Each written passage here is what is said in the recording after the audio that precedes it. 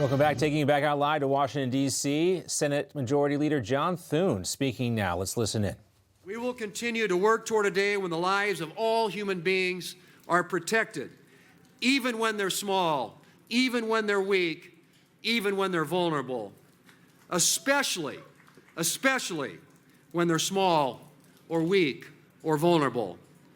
Ladies and gentlemen, the fight may be long, but we have the truth on our side, and I am confident. And I am confident that at the end of the day, truth will win, life will win. Thank you for being here today. God bless you all, and keep fighting for life. Thank you.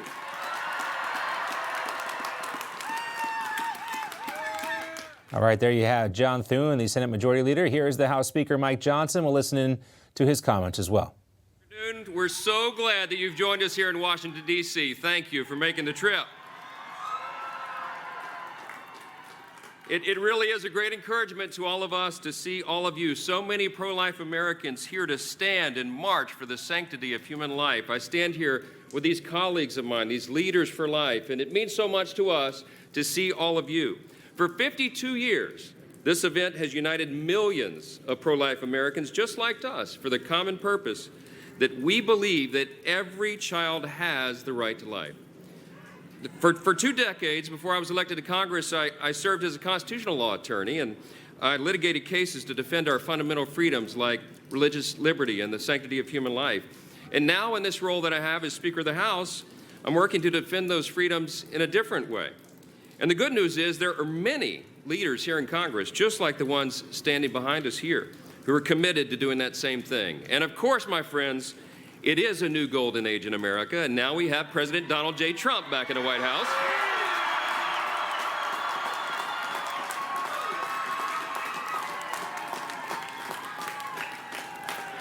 We are entering a new era, that's right. And with Vice President J.D. Vance, they have already, that's right.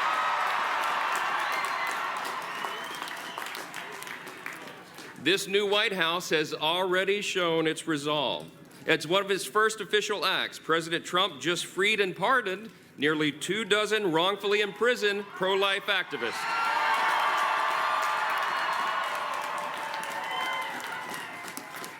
And I don't know if you saw his executive order on gender, but it defines life as beginning at conception rather than birth.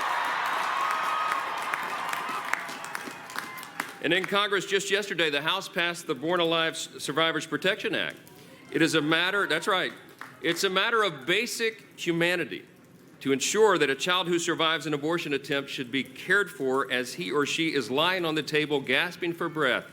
But I am so sad to tell you that only one House Democrat joined us in voting for that bill.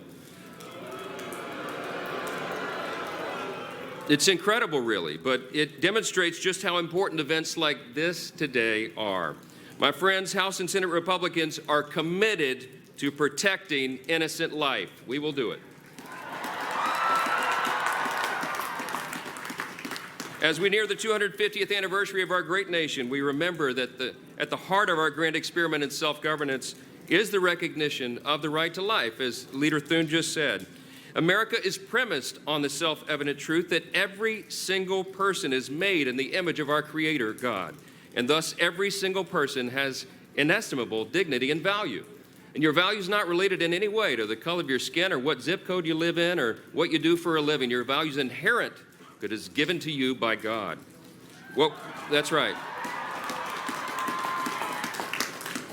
What we need today is a new generation of leaders and activists like William Wilberforce and Frederick Douglass, men and women who will courageously use their voices to defend others. You, my friends, are part of that generation, and together we are rebuilding a culture of life, and it begins now.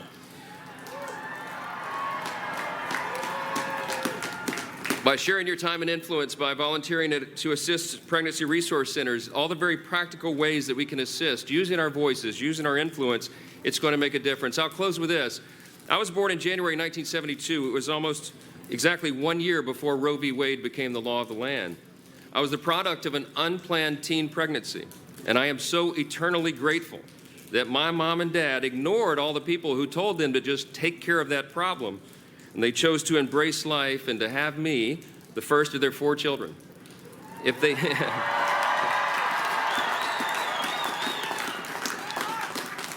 It's a simple fact, a very simple fact. If they had not done that, then I would not be here, and I often wonder who else we have missed and what those individuals might have contributed to our society and our world, but they were just never given the opportunity.